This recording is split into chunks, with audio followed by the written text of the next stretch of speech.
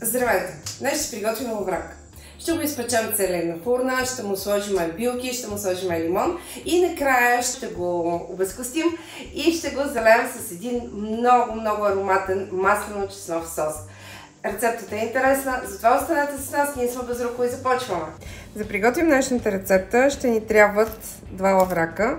Ако можете да намерите лаврак, който е с тегло повече от килограм, още по-добре. Лавраците са изчистени, измити и съвсем леко съм ги посолила. И сега махам по-големите перци с една ножица.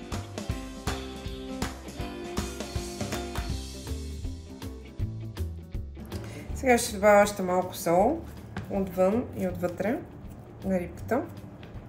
След като махнете люспите и всички други неща, с една салфетка, кухненска хартия, го почистете, оберете водата, за да не е мокър. Соляваме още веднъж леко, тъй като това беше съвсем леко посолен предварително. И ще сложим черен пепер. Сега ще сложим вътре в самият лаврак, ще сложим парчета лимон. И ще сложим вътре също така магданоз. Зелените подправки пречат на това рибата отвътре да остане сухо. Нареждаме няколко чайни домата. Ще сложим едно фолио, ще го печем под фолио за около 15-20 минути в загрята на 200 градуса фурна. След това ще махнем фолиото и ще го печем още 50 минути, докато получи загар. В една касарола загрейте чисто масло, около 80 грама. И още докато е горещо, вряло маслото, веднага прибавете 30 килитки чесън. Също така копър и разбърките добре. Маслото трябва да е леко кафеникаво. Ето така. Това е соса, с който ще залеем нашата рибка сега. Както виждате, нашият лаврак се е изпакал страхотно. Сега ще го филетираме. Ще извадим само филенцата, маслето. И ще го сервираме с масления сос.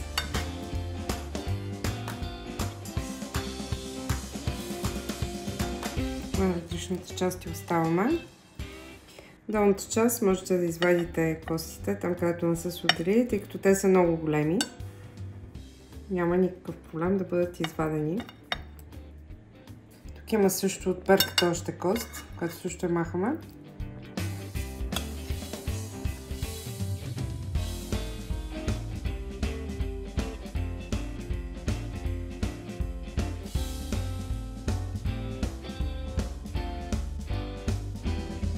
Разбира се, ако обичате кожата на рибата, може да оставите. Въпрос на предпочитания в случая.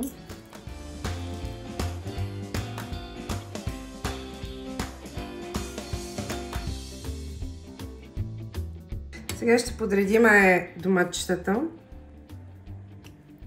Те също са много вкусни. За украса в единият край на чинията ще сложим щедра връзка магданоз.